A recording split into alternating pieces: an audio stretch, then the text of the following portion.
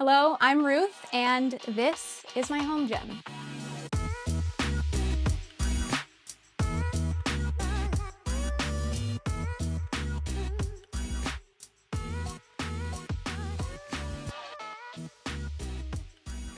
If you're new here, hello. I am a certified personal trainer who specializes in women's weightlifting and nutrition.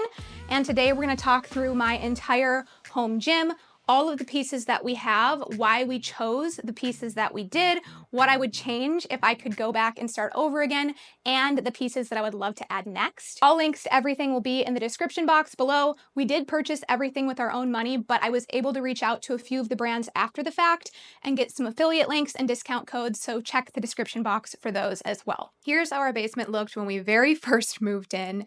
And here's where we started the project. We did the walls and the floors a couple years back. And here is the transformation. Just paint, floors, lighting, and of course, some equipment.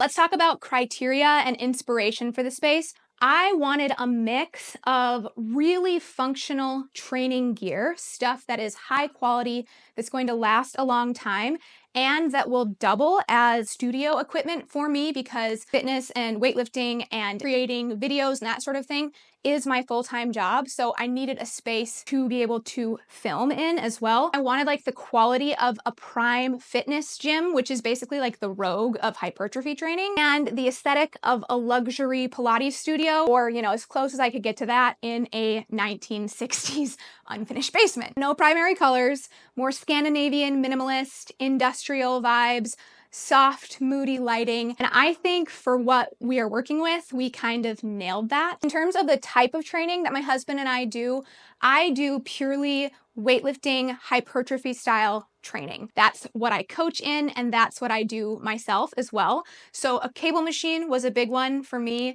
a variety of dumbbells, and a few other things we'll get into as well. My husband does kind of a mix of hypertrophy and more cross-training style. We do not have the height in this basement to really set him up like a really good cross-training gym, but I did keep his preferences in mind when choosing the equipment as well. The final thing I think to mention there is, as of right now, my plan is to train from the gym and from home hybrid. So I still plan to do my lower body days from the gym as of right now and do my upper body days from home. That said, we chose pieces of equipment that would be good for lower body training eventually, because our hope is to eventually build out an entire home gym where I can do lower body, upper body in our actual home. But as our first iteration, our focus was really upper body training and what would be ideal for that. Now for research and timeline, we decided in January that this was the year we were going to build out our home gym. I started my research in March 2nd, and it was fully done by April 12th. So it was 6 weeks from me beginning to research to actually having the entire gym completed. All of the equipment just really came pretty quickly. So I was expecting a lot of this stuff to take weeks and weeks and weeks to come in, and that just wasn't the case. So we were really, really pleased with the timeline and how quickly we ended up being able to put this whole thing together. For flooring, a couple of years ago, my husband got sick and tired of the really ugly asbestos tile underneath here. And so he just, on a whim, bought these foam blocks, like puzzle piece things, off of Amazon and covered the entire floor. No research was done. He bought it, installed it. Love him for that. But when it came time to actually start putting heavy equipment down here, I quickly realized that this soft foam stuff was probably not going to be the most durable or the nicest to lift on, quite frankly. I went back and forth. We almost just stuck with what we had completely. What we ended up doing was we ended up cutting out an 8x8 square right here for the cable machine squat rack combo to go on. So basically what this is acting as is something more sturdy for the actual large piece of equipment to sit on, but also as a deadlift and squat platform. So when we're doing heavy movements, we have something nice and solid to stand on, and we're not on this more like squishy type material. At the end of the day, I really ended up liking this combo. If I could go back Would I still do the combo? I don't know. I can't decide. This is so easy to clean. It's really slidey, like you can slide stuff around on it really easily. I don't do a lot of stuff laying on the floor, but my husband does quite a bit of that, so he loves it for that. And it would have been terrible to deadlift on. It would have been terrible to squat on. So I personally love the combo. That said, if we were starting over, I would probably just do the stall mats. We were able to actually choose our exact dimensions. Otherwise, we would have just gone to like a Tractor Supply and gotten a stall mat from there. But because we had a very specific dimensions that we were looking for, we ended up just ordering it custom online. And because it was such a small piece, it wasn't very expensive. Now for what ended up being my favorite part of the entire project, our wall of mirrors. These walls are very much janky basement walls. So basically what we ended up having to do was mount some boards behind the mirrors horizontally, top and bottom. We couldn't hang the mirrors directly together because we have this outlet right here. So we decided to space them all, I don't know, it's probably like 2 inches apart.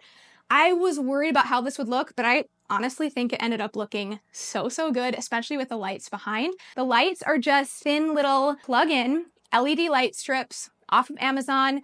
And because we mounted the mirrors off the walls anyways, it was quite easy just to stick the lights behind. The whole ceiling is just cords, but this is an unfinished basement, so there's so many cords and pipes and wires up there anyways. We were like, who cares? What's a few more? This part of the project ended up looking so good and being so inexpensive, comparatively speaking. The mirrors were 85 bucks a piece, which for such huge mirrors is crazy, especially because the reflection is actually very accurate. It's not weirdly distorted or anything like that. So for 5 of these and the lighting behind, it was very reasonable for what I consider to be the biggest aesthetic transformation of the entire space. Now for the heart of the entire project, the all-in-one trainer. I'm obsessed with this thing. I love that it has so many different functions for such a tiny footprint. What we were looking for specifically, I wanted universal sizing of the uprights. So I wanted these to be the 3x3 posts with the 1-inch spaced holes so that any commercial equipment or add-ons that I wanted to buy would be compatible with this. I wanted dual cables. I wanted a half rack. I really wanted a Smith machine. This one does not have that, although I have heard rumblings that Rep is potentially making a Smith machine add-on that could be added on to this piece of equipment. So who knows if that happens in the future. I wanted a selectorized weight stack. I really wanted a low starting weight. I really wanted a starting weight of 2.5 pounds for small muscle group work. That does not exist in the home gym all-in-one trainer sphere, at least not that I found. The lowest that I could find was 10 pounds as the starting weight. However, this machine does have a 2-to-1 ratio, meaning that though it says it's 10 pounds, the feel is actually 5 pounds. That said, for lateral raises, for front raises, for even some tricep work, that can be kind of heavy depending on how many reps you're doing and how strong you are. So I will say I've never been more motivated to get stronger, specifically in my delts. The other thing that we specifically needed was 84 inches tall or less. The ceiling down here is 84 inches and we have piping and like these air ducts running down and dropping even lower. So we needed 84 inches or less, and we also needed it to sit back close-ish to the wall. Rep was one of the only places that had everything that I wanted, that had really high quality equipment, and that also had the height that we needed. Rogue, for example, I think they do some machines like this as well, but they don't do anything 84 inches or less. Rep was really the top of the game in that area. So this is exactly what we got. I will read it off here. The Rep Aries 2.0 5000 series. That means it's the universal sizing of the uprights, the 3x3 uprights with the 1-inch spaced holes. We did 80 inches tall, 6 post with a 16-inch rack depth. So essentially what that means is we will be doing all of our barbell work off of the front of the rig. We're not going to be doing that inside of the rig, more than likely. The reason we still did the 16-inch depth was because I really didn't want to put feet on the front of it. If we had done any narrower, we would have essentially had to put like stabilizer feet off the front. Didn't want that, so we did 16-inch rack depth. We did metallic black. We did the weight storage horns, and again, no stabilizer feet in the front. I've been so happy with this thing so far. I think that it's so sleek, so aesthetically pleasing. I love the shiny finish.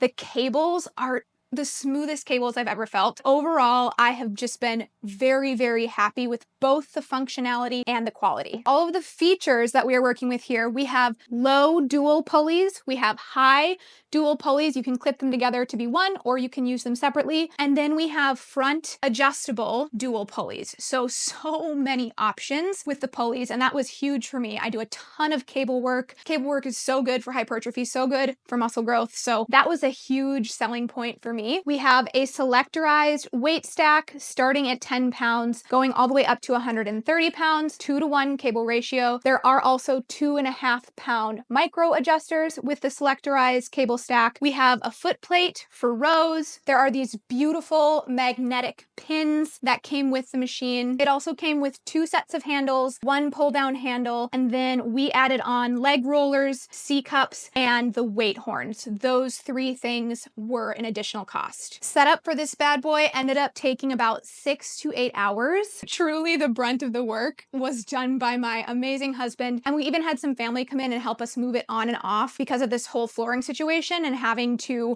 cut out a piece. So we had to move it off and then move it back on after we put in the stall mat. Another thing that I really did not factor in was how long it would take to unpack everything. I unpacked it by myself, and I think it took me about 2 hours just to get everything out of the boxes and laid out. The nice thing about setup is Rep actually has a full step-by-step YouTube video, and obviously they have like instructions, an instruction manual as well, but for me, the YouTube video was extremely helpful. Spacing ended up working about perfectly. There was a moment of getting the cables up on the top where the machine had to be tipped. It was just very, very tight squeeze in our 84-inch tall ceiling. The one thing we did not account for was leaving space for this back shield. There's a shield on the front, you see, and then there's a very similar shield that is supposed to go on the back, but it actually sticks out an inch or 2 farther than the actual back of the rack. And so we placed our rack up as close as possible to the wall. We shouldn't have done that. Basically, we had to leave this part off, and my husband just jimmy rigged up a wood situation to stabilize the shield from the back. For spacing, we left about 3 feet between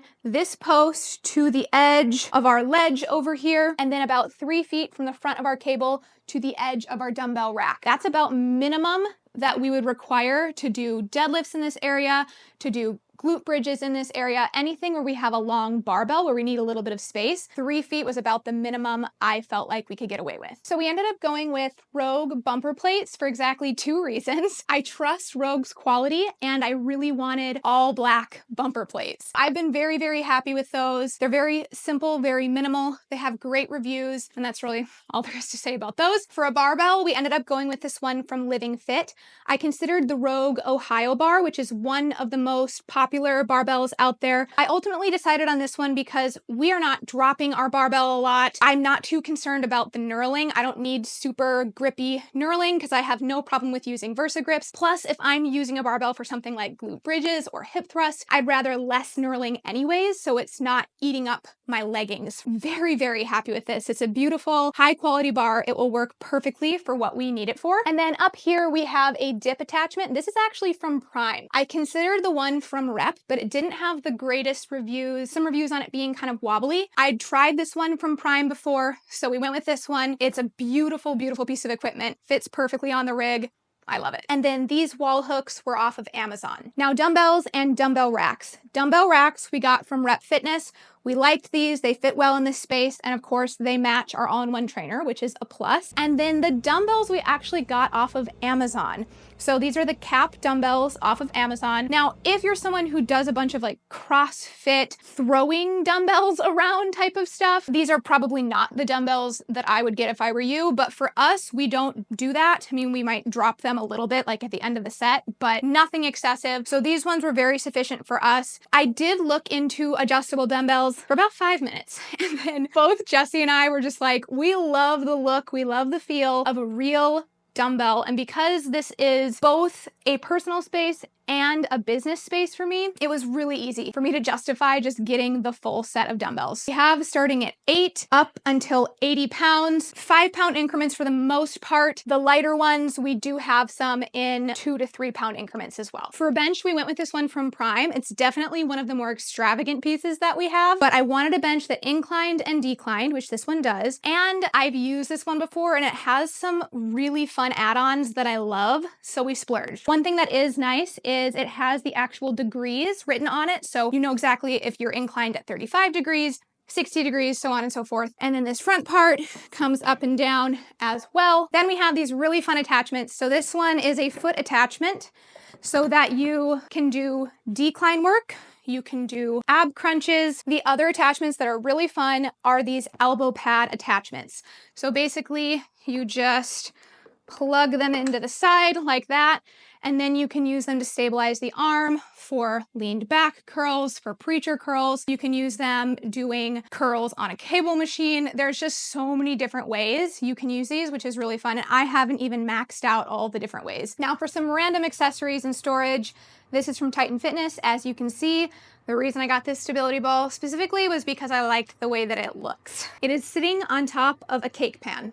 So if you need a storage hack, there it is.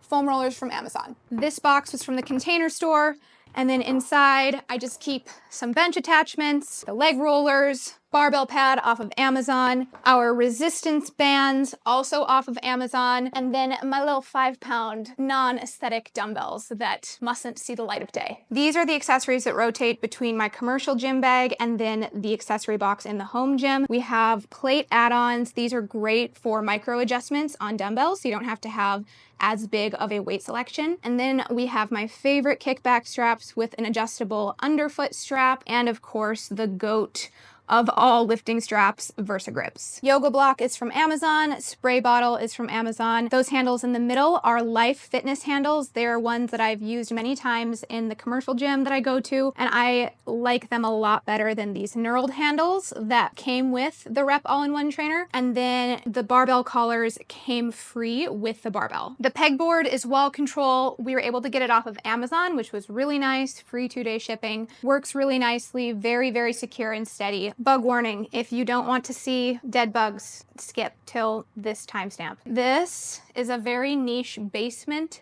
thing, but man, do they work. With these sticky bug traps we have in every corner of our basement. This hasn't even been out that long, and look how many bugs it has in it already. Disgusting. So it's kind of gross to have them laying around full of bugs all the time, but it would be way more gross if these bugs were just running around the basement alive. So definitely a need. These are our squat wedges from Prime Fitness. I have the 20-degree ones.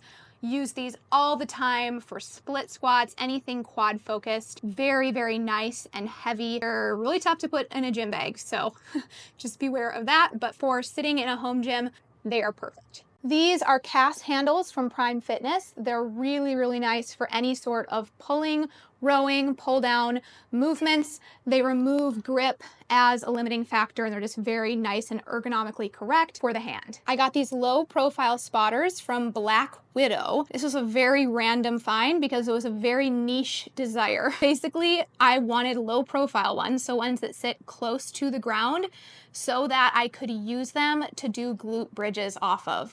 It was very tough to find, but I found them and they work. Very nice, very high quality. Paid a pretty penny for them, but in my mind, they're very worth it. Total cost of everything ended up being about 10K.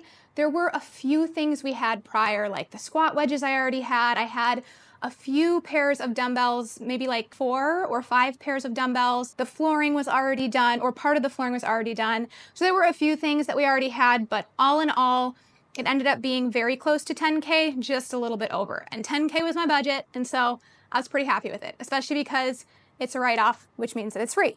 The 3 pieces of equipment I would love to add over time: an open trap bar. This actually will probably come along sooner rather than later because they're not like that expensive. The next one is a leg curl leg extension combo. I've had my eyes on the Prime one for years, and I actually checked with them to see what the lead time was, and it is a year. So that maybe means I should like put the order in soon, but that guy is not inexpensive either. What I like about that is we're hitting more of the short position of the quads and the hamstrings, which is impossible to do fully with just free weights. So it would be very, very unique and would really be complementary to a lot of the other equipment that we have. And then a hack squat leg press combo. This one is not as urgent in my mind because we can hit more lengthened position for the quads and the glutes with a lot more free weights, but it would be really nice to have long term because love leg press, love hack squat, and so I would use it all of the time. If you enjoyed this and it was helpful, please like and subscribe. Remember, all of the links to everything are in the description. Leave comments with any questions that you have, and thank you so much for watching.